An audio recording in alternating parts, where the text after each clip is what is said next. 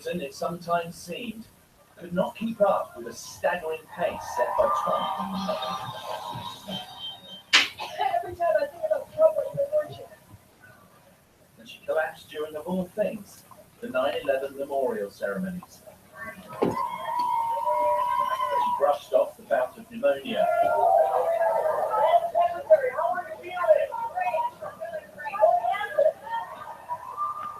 And so did her husband. It's crazy time we live in, when people think there's something unusual about getting a flu. Last time I checked, millions of people were getting it every year. But he was always part of the problem.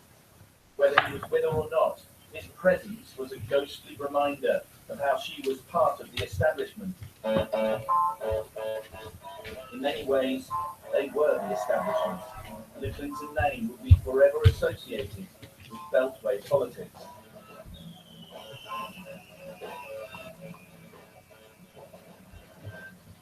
She could never shake responsibility for any ills attached to her decades as a Washington insider. Her husband's infidelities. I did not have sexual relations with that woman. Somehow her fault.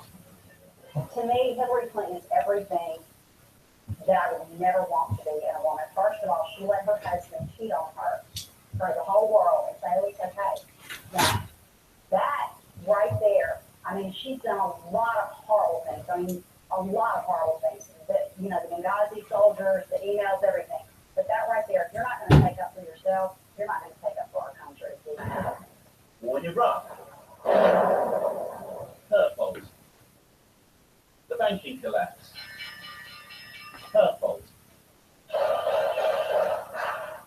The death of Ambassador Christopher Stevens may have also been a fatal wound to her political future. She ran the State Department when he was killed, a department that did not upgrade security on the embassy and then played down the attack as a spontaneous event. It turned out to have been carefully planned. I would imagine I thought more about what happened when all of you put together. I've lost more sleep than all of you put together. I have been racking my brain about what more could have been done or should have been done. But she held her own in the polls until less than 2 weeks before the elections, when the FBI chucked a grenade into her campaign, reopening the issue of her use of unofficial email systems to move secret documents. There's this new email story about, why in the world the FBI would decide to jump into an election without evidence of any wrongdoing with just days to go. That's a really good question. But I want you to know, look, I've said repeatedly, I made a mistake. I'm not making any excuses. But I will tell you this. If they want to look at some more emails of one of my staffers, by all means, go ahead, look at them. And I know they will reach the same conclusion they reached when they looked at my emails last year, right? Now the FBI has found, you're not going to believe this one, this just happened, another 650,000 emails. But how do you have that many emails? What do? Sit down all day and just keep typing? Hey, no wonder nothing gets done in our country.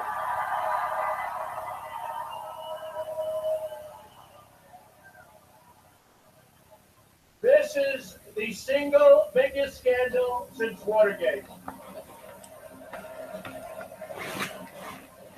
The FBI's letter to Congress saying that they were investigating the email flow again slashed her lead in the polls from close to 5% to half of that.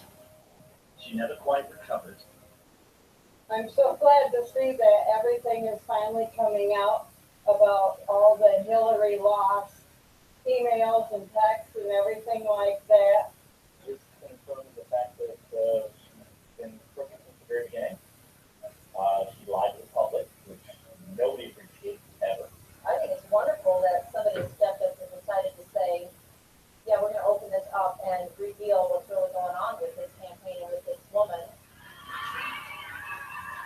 She may have been cleared by the FBI, but in the last few days of the election, The idea that Hillary Clinton couldn't be trusted just wouldn't go away. Certainly Donald Trump and the Republicans are going to be saying, well, it's about time. And Hillary Clinton is going to just be having her fingers in her hair going, oh gosh, I can't believe this. 2 weeks before the campaign, this could be potentially devastating news for her.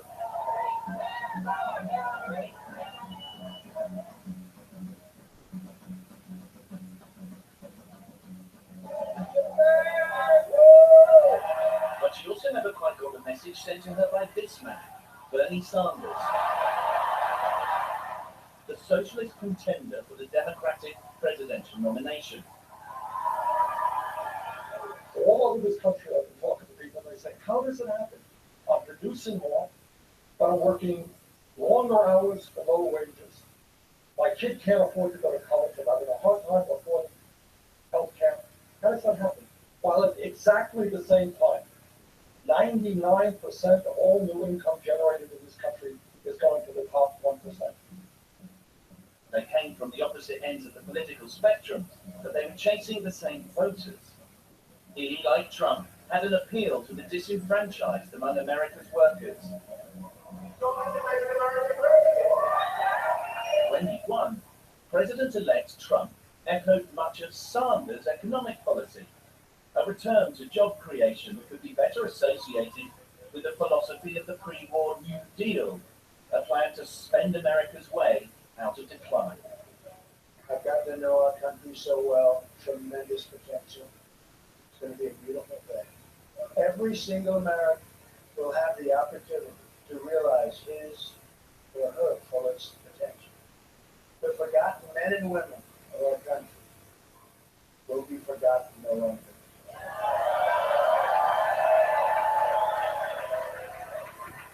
We are going to fix our inner cities and rebuild our highways, bridges, tunnels, airports, schools, hospitals.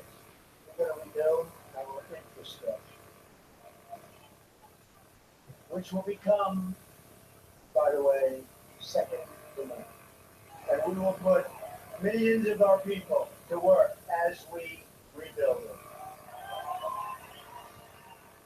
I think Bernie Sanders' dramatic success in the Democrat primary signaled to us that this dissatisfaction was rampant on both sides of the political aisle in the United States. I would say there are just as many disaffected Democrats as there are disaffected Republicans. And if Bernie Sanders were the candidate running against Donald Trump, I'm not quite sure what the result would have been.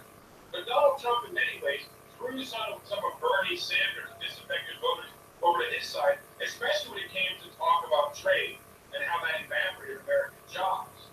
That really resonated with the typical blue-collar union Democrat rank-and-file voter. And I believe many of them, especially in states like Pennsylvania and Ohio, voted for Donald Trump because of a message that sounded a lot like Bernie Sanders. It's about jobs. It's about putting people to work. What Donald Trump brought and what I saw out there when I would go with him to rallies was hope. People who had lost jobs and pensions and their homes to foreclosure, they knew that the policies that were being put out there by the existing government, Democrats and Republicans, he was failing them. He brought them hope that he was listening to them. He was going to work for them, not just for the people in the institutions of government and finance. Come January, though, President Donald Trump is going to have to work with those very people and institutions. He'll need to make deals and compromises, and he's made some spectacular promises. Many of them will be very difficult to keep. He's going to build a wall with Mexico, that he's going to have a trade war with China, that he's going to disrespect our biggest ally, which is Great Britain, that he's going to diminish NATO. He can't do that. The American president can't do that. He realizes he's now won the election, and now he has to be president of all the people. He has to be president of the Democrats, like me, who violently disagree with him. But we're willing to give him a chance. We respect the results. We want America to be strong and to be unified. And the country needs a lot of healing, but he's going to have to make that commitment. Being a candidate who got a lot of votes and said simplistic and dumb things to a president who now has to govern. There's a difference between politicking and running for office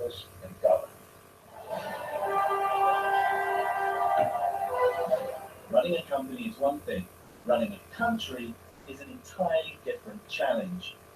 And when he starts, Donald Trump will be little more than an apprentice. Sam Kiley, Sky News.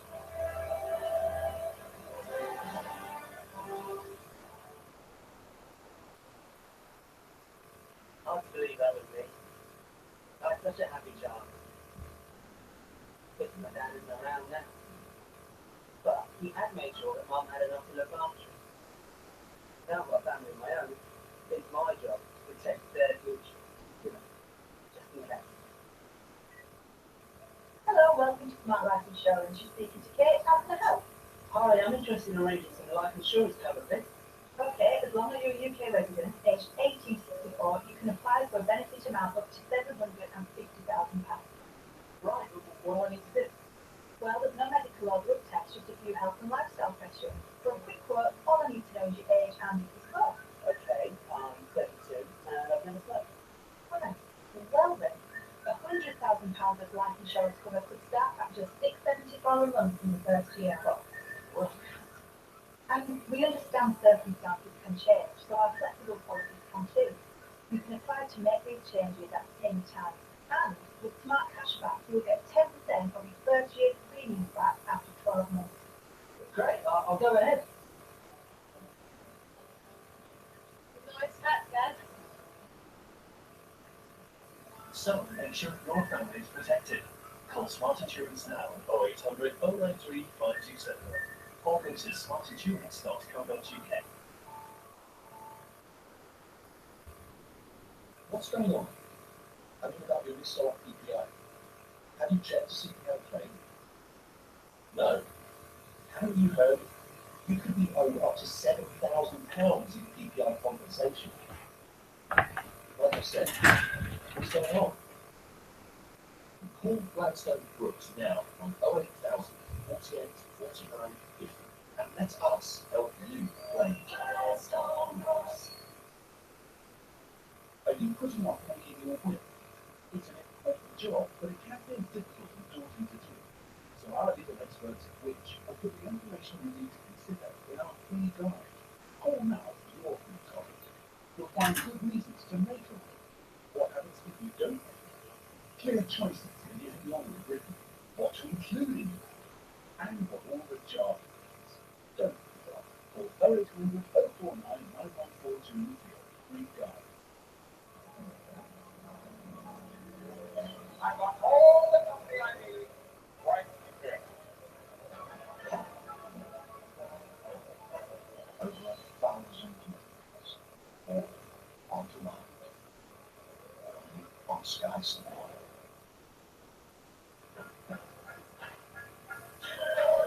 The Old Mutual World Series, England versus South Africa, live only on Sky Sports.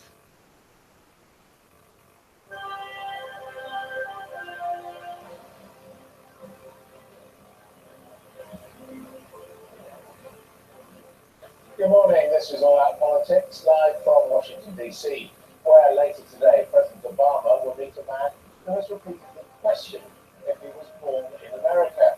That man, of course, is President-elect Donald Trump.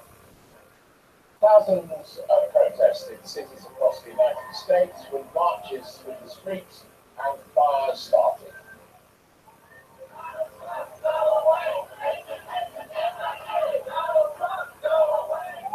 The demonstrations have been peaceful, but they reveal how this is now a divided nation.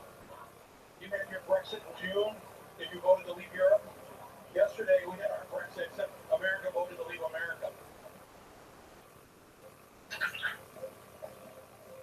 Getting ready for sea, we begin a Brexit journey with the fishing fleet off the north of Scotland.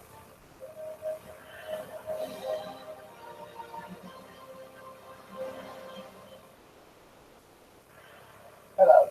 In the last hour, the Foreign Secretary Philip Hammond says he looks forward to working with the Trump administration as the UK seeks new international deals after Brexit. Robert Nisbet is in Westminster for us now.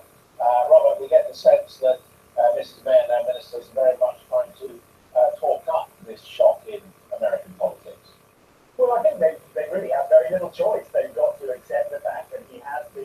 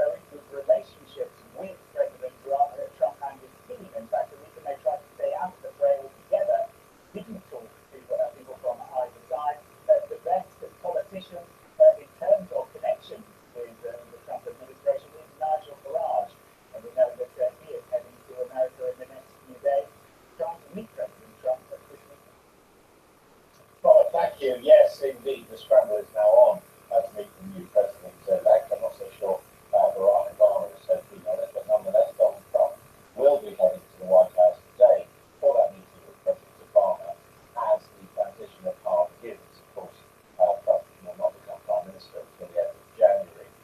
The two presidents, however, have to work together immediately on bringing together a divided nation. Both have pledged to do so. And that in the context of protests against Trump's election, which took place in cities across the United States. Our US correspondent Greg Myler reports.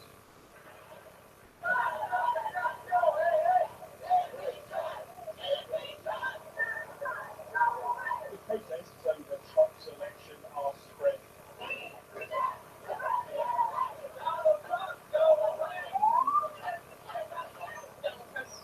Ability to mobilize perhaps left and racist thoughts is incredibly terrifying. I won't let him create a mockery of minorities.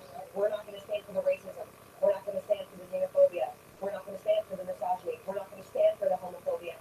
The country is in shock, and today's meeting represents an extraordinary moment in American history. You had your Brexit in June. Did you vote to leave Europe? Yesterday we had our Brexit, except America voted to leave America. But the election of this guy is leaving behind everything this country's supposed to stand for. We've never lived up to who we should be. But under him, it'll never happen. In 70 days, there'll be new occupants of the White House, and Donald and Melania Trump will get their first look around today. The Republican president-elect has promised to be a defined figure when he takes office. The first test of those skills will come with the man who'll succeed. There was no love lost between the two during the campaign. They even want to try and rig the election at the Polar Bridge, where so many cities are going. I'd advise Mr. Trump to stop whining and go and make his case to the opposition.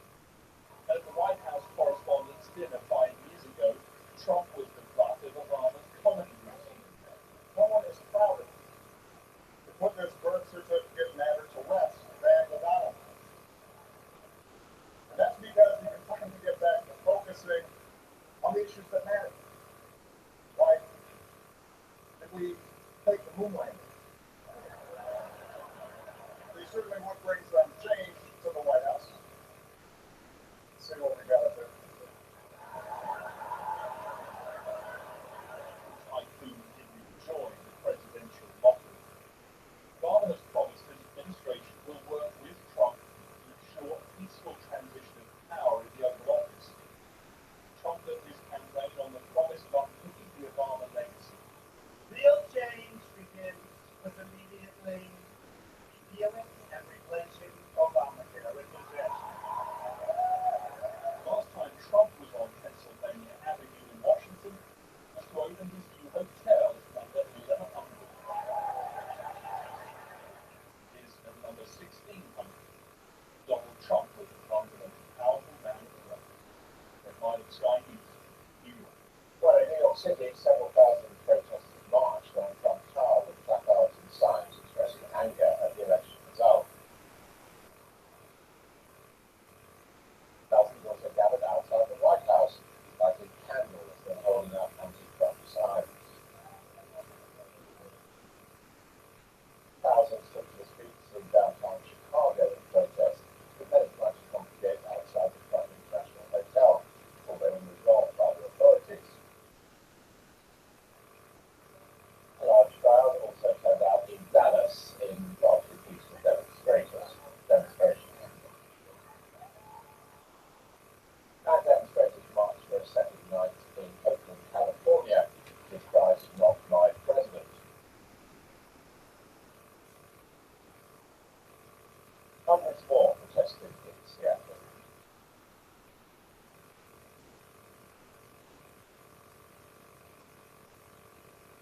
Well, joining me now is the chairman of the Washington, D.C. Republicans, Jose Cunningham. Now, you're not exactly the typical demographic for supporting Donald Trump, that's right. I'm a Republican. I'm an American. I'm openly gay. I'm evangelical Christian, and I'm also Latino. Did you actually support him? I did from the start, absolutely. Why? I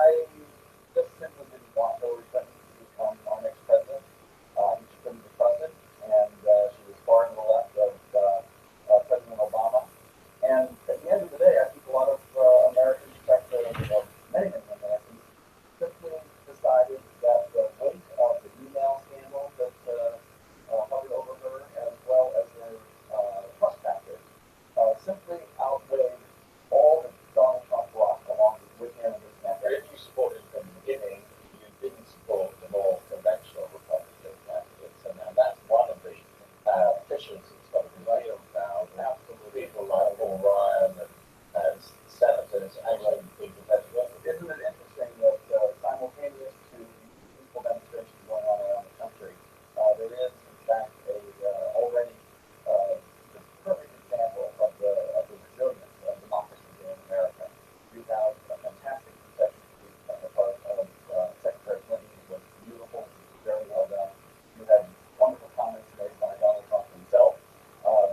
The market squeeze, as you probably knew, the night of the convention, the markets, particularly in Asia, started tanking a little bit, and by yesterday, things were up. You also see the head of our Congress, Paul Ryan, saying very good things about the transition, and working together.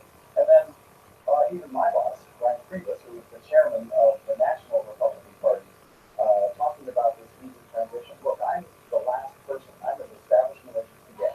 I'm the last person who, under normal circumstances, would have been all in with Trump. But we need disruption in America, we need disruption in Washington, D.C., and that's really what the campaign is all about. Now, Donald Trump said that he wants to unite the country.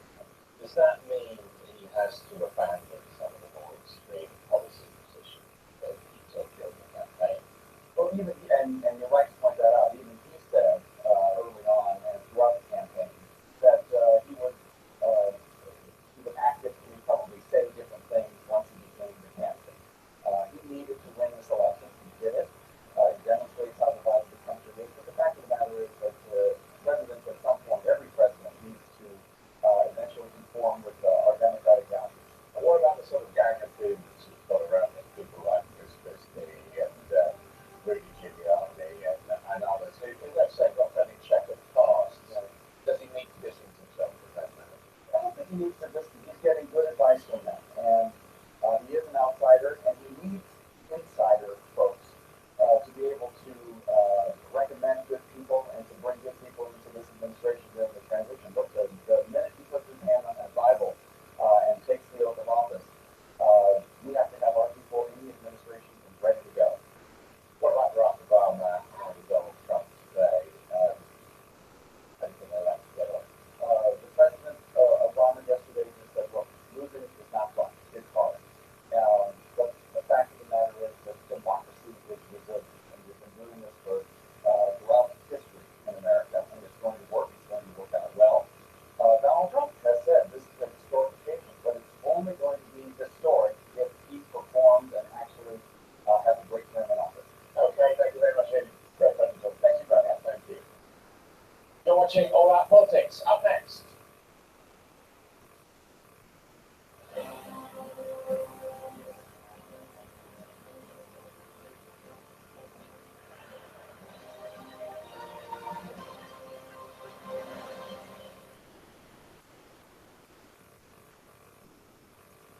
I'm here in a Syrian refugee camp where children and their families have had to flee in search of safety.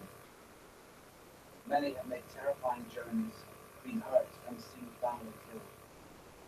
They left their homes with nothing, and now winter is here. These children are going to face freezing temperatures with no way of keeping warm. Cold and frightened without shelter and blankets, these children will struggle to survive. Yet just £3 a month to help buy thermal blankets and other life-saving supplies. Please text blanket 70002 to get £3 a month. UNICEF is on the ground distributing blankets and supplying clean water and medicines. Yet more children urgently need our help. So please text blanket to 70002 to get £3 a month and help make sure no child is forgotten this winter. Did you buy a Spanish timeshare after the 5th of January 1999? Did you buy fractional ownership, points, floating time, or club membership? Did you sign a contract that lasts longer than 50 years or pay any money within the cooling off period? The Spanish Supreme Court has recently ruled a number of such contracts null and void for breach of timeshare legislation and awarded full refunds to clients. Call Timeshare Release today on 0208 952 1000 to see if you can make a claim. At Argos, go get free vouchers. £10 when you spend 100 or £5 when you spend 50. Go Argos.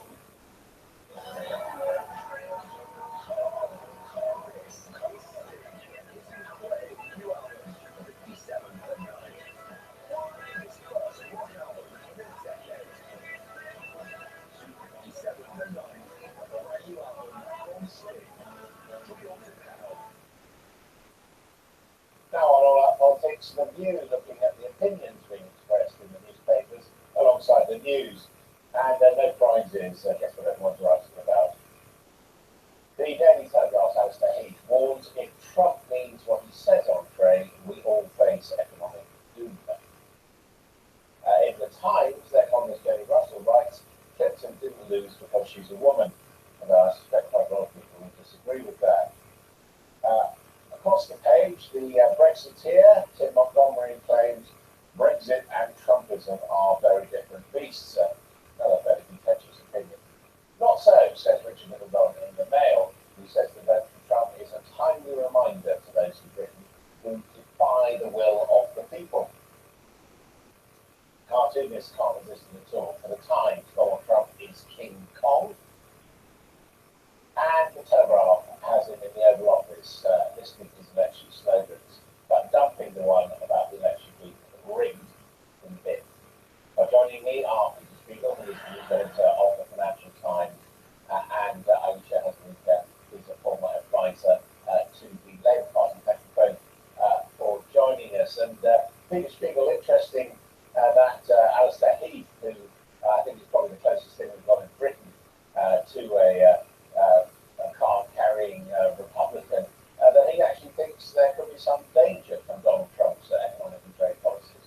Well, yeah, I mean, the U.S. does treat protectionism and it's a trade war with China. I think because of economic is it? Now, it's been interesting to hear the debate in this country. You hear frequently that, particularly after Barack Obama, came here ahead of the Brexit vote and said that Britain would go back in the queue, that now we have a like-minded prime minister and a like-minded president in front who wants maybe a UK-US trade deal. But I actually think he's right on this. I think he's right in that, a transatlantic UK-US trade deal is not suddenly going to bring prosperity to two countries, particularly if Trump picks a war with the biggest economy in the world right now, the Chinese or even Mexico or the Russians. And I think that's the risk to the international order right now. If he does actually follow through on some of that rhetoric and start picking fights with the Chinese in particular. Aisha, very different approaches taken by Mrs. Merkel and Mrs. May towards the Trump election. Which do you prefer? Well, I think Angela Merkel has feel weak review that she's going to actually still prefer for a lot of people. Theresa May has been very, very cautious. She was notable as one of the few politicians who didn't actually seek to sort of tease Donald Trump or slag off Donald Trump in the run-up to the US elections. Some people think that's quite canny. But I think a lot of people feel that Angela Merkel has actually been quite brave and quite bold in terms of, she said that we will engage with you, but remember, we'll engage with you on our values of tolerance, equality, and human rights and all that kind of stuff. Britain does, however, I mean, we heard it from Philip Hammond this morning, we heard from Mrs. May yesterday, they do seem to think there's some sort of opportunity here. I really do think there's an opportunity, and I think particularly in terms of the Brexit stuff that is happening here, they will probably hope that the Trump administration will try and be very favourable to Britain because, the Brexit thing, I think, helped the Trump campaign.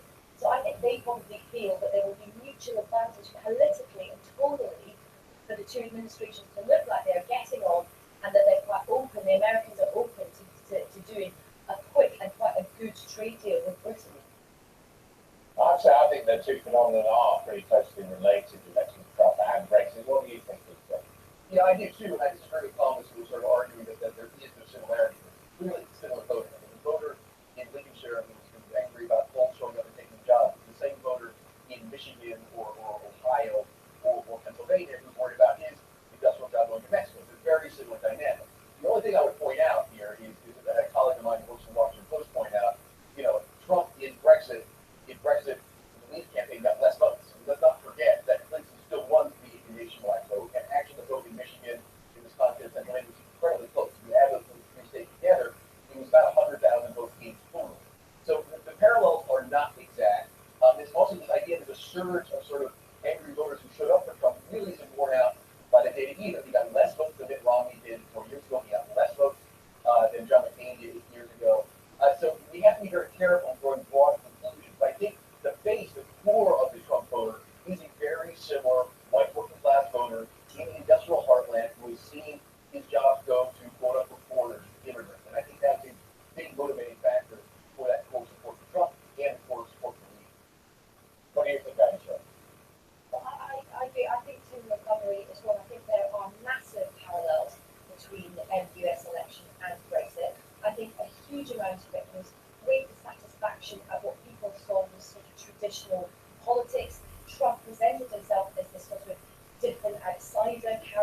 Bill Clinton, that you know, Russo and Rousseff, he plays a similar kind of part to Farage.